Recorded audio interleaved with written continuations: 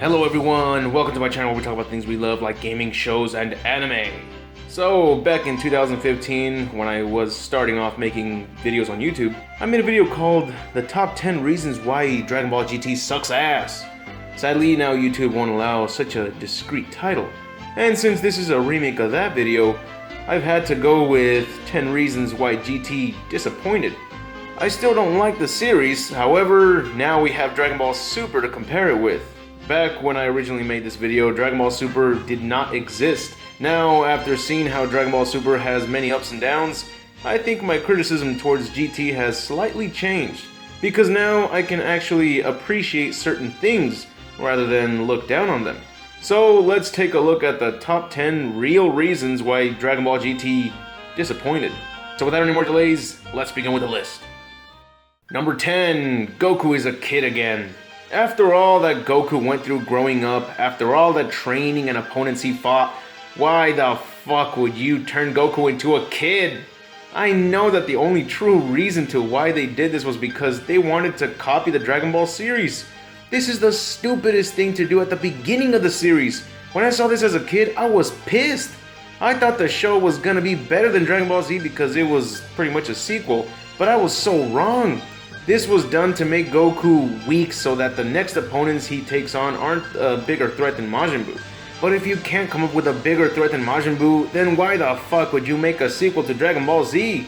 Just make it a story in between Dragon Ball and Dragon Ball Z. That way they don't have to include such a large roster of characters which they didn't want to pay attention to anyways, so it would have worked out. I hate this. Goku became a true badass as an adult, and now we gotta see him act like a 4-year-old all over again. I don't have a problem with Goku as a kid, but when you downgrade him after all he went through in the entire Dragon Ball Z series, that is a massive slap to the face of every Dragon Ball Z fan. Number 9, the character changes. I couldn't believe what they did to every single character of the series. They fucked up everyone. Goku, as we saw, is now a fucking kid. Goten looks nothing like he did at the end of Dragon Ball Z. I know it's been years since that moment that we saw them grown up, but it looked a whole lot better than the design they went with for GT. Both Gohan and Goten look identically the same in GT. I don't think any of us can tell the difference between them if they're in the same spot. Trunks looks like a fruit. I mean, seriously, what's up with a wardrobe? A trench coat with shorts on and boots? And Krillin, did they honestly have to make him look like Super Mario? I wouldn't be surprised if they gave him an Italian accent.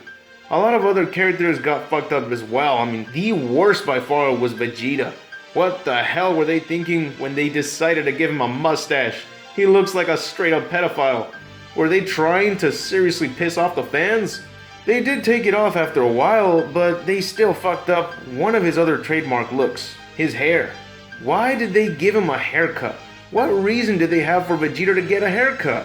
What did they want to make him look more human? It's anime, anything goes with hairstyles. I mean, look at Yugi or Yogi, whatever the fuck his name is in Yu-Gi-Oh! That pyramid hairstyle is the least of anyone's worries in that series. Other than the character looks, even the designs looked horrible. They all looked like they were a plastic shiny puppet. If you really look at the details, you'll notice that none of the characters look anything close to what they should have looked like. Heck, even Goku has the wrong skin color. Number 8, the enemies. What happened with these designs? Most of the GT storyline revolves around traveling to different planets to retrieve all 7 Dragon Balls.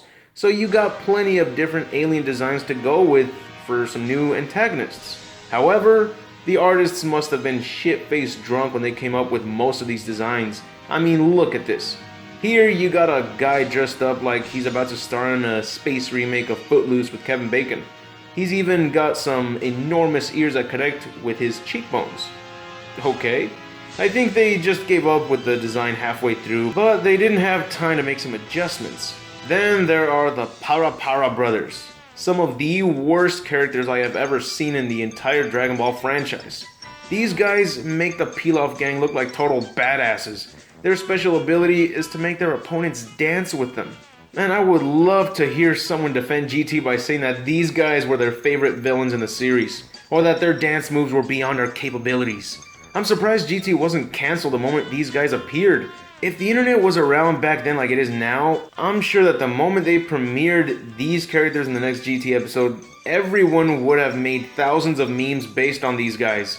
saying how the franchise is now butchered, basically getting the reaction that every fan had when they saw the Dragon Ball Super's Episode 5 premiere. Yeah, that was a moment to remember.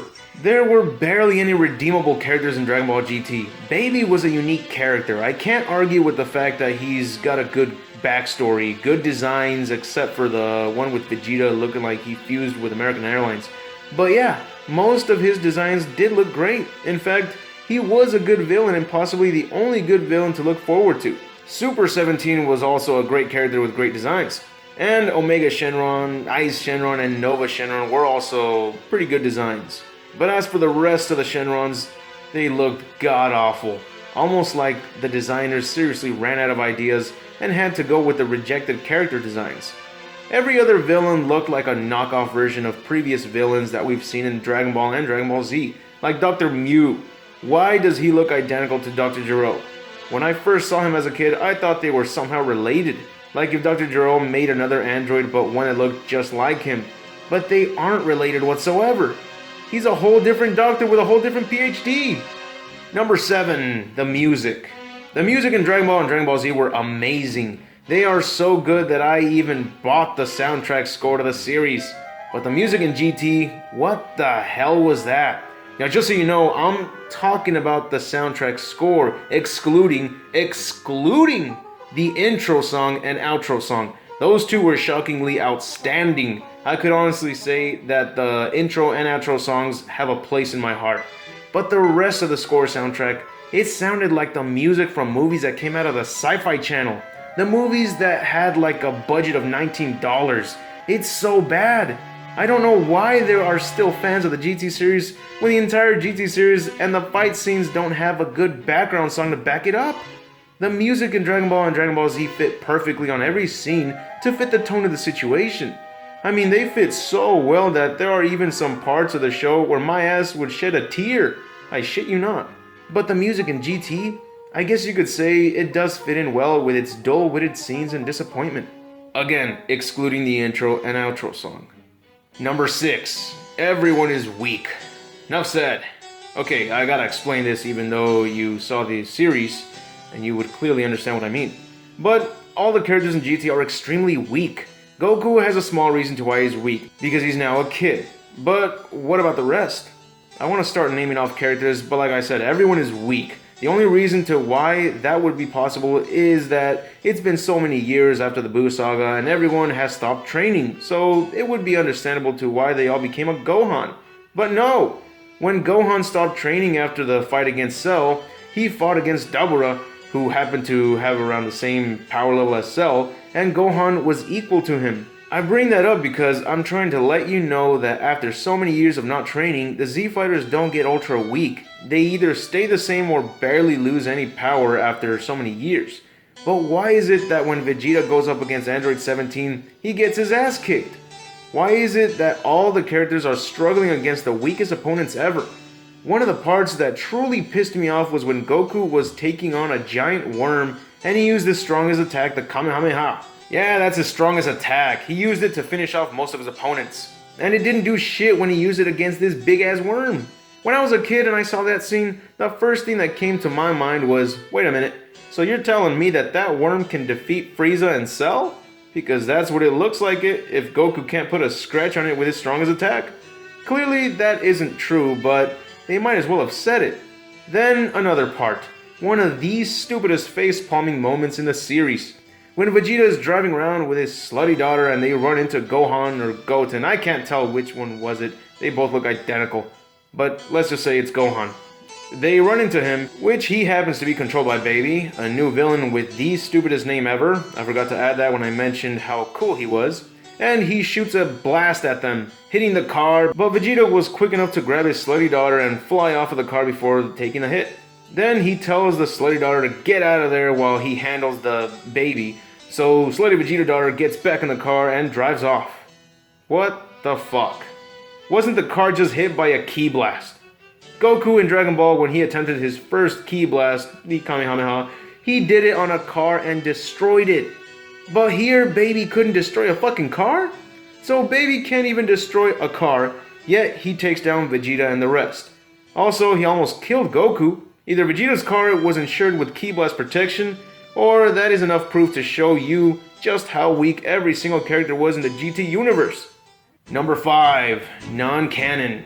So Akira Toriyama did not work on the GT series. He only gave Toei Animation permission to use his characters, a decision that I know for a fact he must have regretted. And when I first found out that Toriyama had nothing to do with the GT series aside from a few character designs and the approval to make it, I was so sure that this was the main reason why the series sucked ass.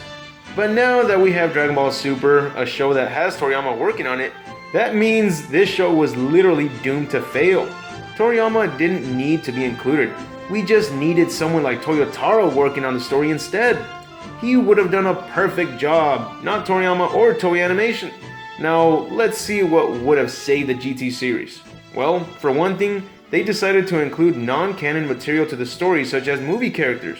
Dragon Ball Z did this only once with Garlic Jr., a movie character added in for filler after the Namek saga.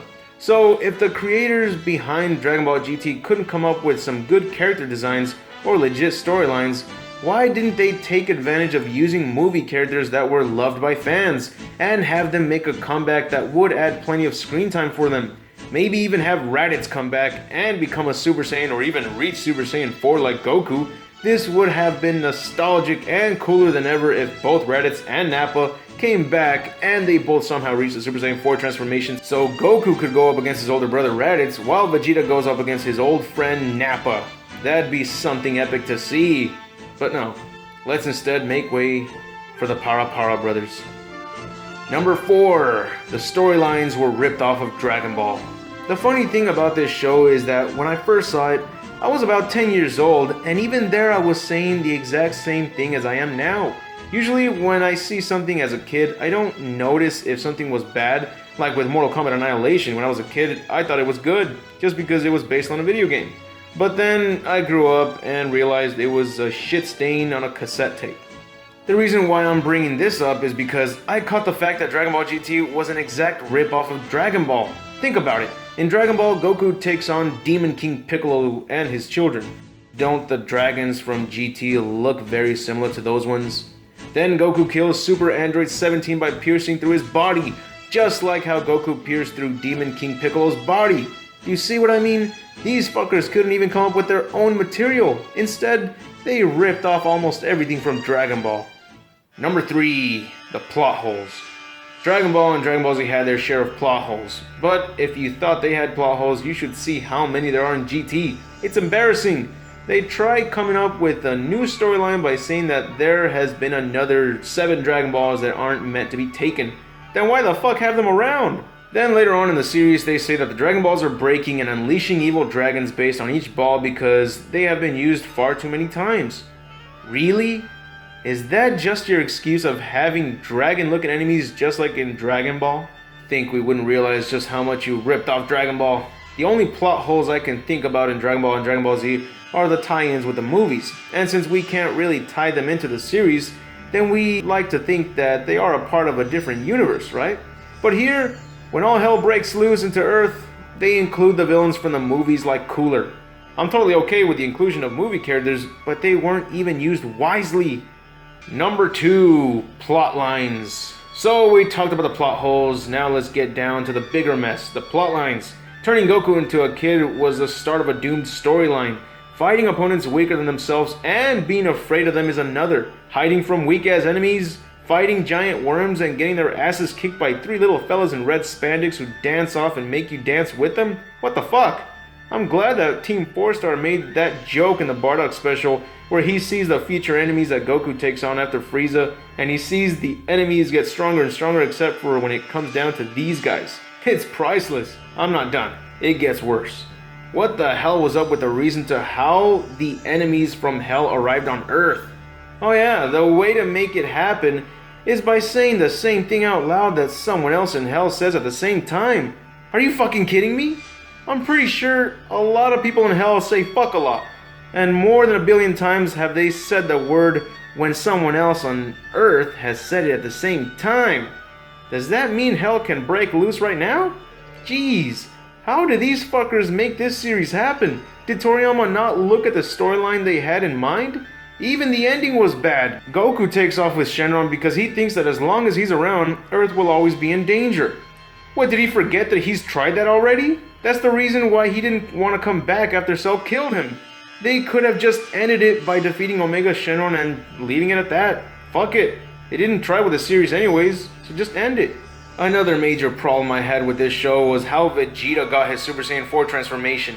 He didn't even train to achieve it. Bulma used some fucking satellite dishes to make Vegeta go Super Saiyan 4. That would never happen. Vegeta would never agree to go Super Saiyan 4 by using that shit. He would train until he finally achieves it himself, just like he did with Super Saiyan Red and Blue. Number 1. Pan. This bitch had to be number 1. GT had so many fuck-ups, but Pan was there from the start. This bitch is the most annoying character in all of anime, and there are a lot of annoying bitches in anime. She just wouldn't shut up. Pan is like the Scrappy-Doo of Scooby-Doo. Pan is like the Jar Jar Binks in Star Wars. She is the little annoying girl from Tailspin. She is like Mr. Satan if he never got what he deserved. Imagine that shit. She was the real shit-flavored bubblegum stuck underneath your shoes that just couldn't peel off. Fry Pan was the reason why I hated the GT series from the start. Her voice is annoying no matter what dub you're listening to, and the one thing that adds the cherry on top of that turd-covered sundae is that Pan is the only character who did not die. Yeah, that sounds fucked up, but she ain't real. Only real annoying. And I mean that she did not die at all. GT released only one movie, and at the beginning of it, they say that it's been so many years that have passed and everybody we know has died. Except Pan. She became an old granny and was teaching another little Goku to fight. Then in the movie, that little Goku has to find the Dragon Ball to help Pan out because she got sick or something. And she was finally about to bite the dust. But then she didn't. Remember at the end of the Star Wars Episode 6, the latest version of it, they have a parade and you can hear Jar Jar Binks in the background still alive? That was Pan for us anime fans. What a fucking disappointment. Now, to sum it up, GT had a few little good ideas. Super Android 17 was a pretty badass character, but the fact that two Android 17s fused and became that powerful sounds like bullshit to me. Unless I'm right about the fact that everyone got so weak to the point that Super 17 was a major challenge to them. Baby was another interesting character. If the story wasn't so boring and it didn't feel like we were watching the Garlic Jr. saga all over again, then maybe that would have been the only good saga to come from GT. Same goes for the Super 17 saga, but the saga just wasn't executed wisely. Like the part where all hell broke loose. They pulled it off poorly and made awesome past villains look like Frieza henchmen. Which I would understand, but since the Z-Fighters are super weak in this universe, I'm pretty sure Nappa would have been enough to take down all the good guys. I'm not exaggerating either. Remember what happened with the key blast of the car. The music was downright horrible, but the theme song and the credit song were actually very beautiful. In the end, I could only recommend this series to someone who likes the Super Saiyan 4 transformations, since that was also a good addition to the GT series. I want to give this show some credit for trying to keep the Dragon Ball name alive, but it was unnecessary. Dragon Ball will always be in our memories, it will never be forgotten, and we will always look back and say it wasn't the same after Dragon Ball and Dragon Ball Z. I hope other anime shows take notes and don't ever let the studio animation take control of a franchise instead of the, well, I would say instead of the anime creator, but if the anime creator has run out of ideas as well, then just leave it as it is. Don't continue the series any longer. And with that said, that's it for the video. I hope you enjoyed it, and if so, please leave a like, share with others, and subscribe if you haven't. And don't forget to turn on notifications to be the first in line to see the next video, as well as being the first person to guess who the secret mystery character is in the top 5 and the top 10 videos. Follow me on Twitter, Facebook, and Tumblr to check out all sorts of fun stuff that I like to post. And we could also chat there as well. But anyways, I'll see you all in the next video, and remember to have an awesome day.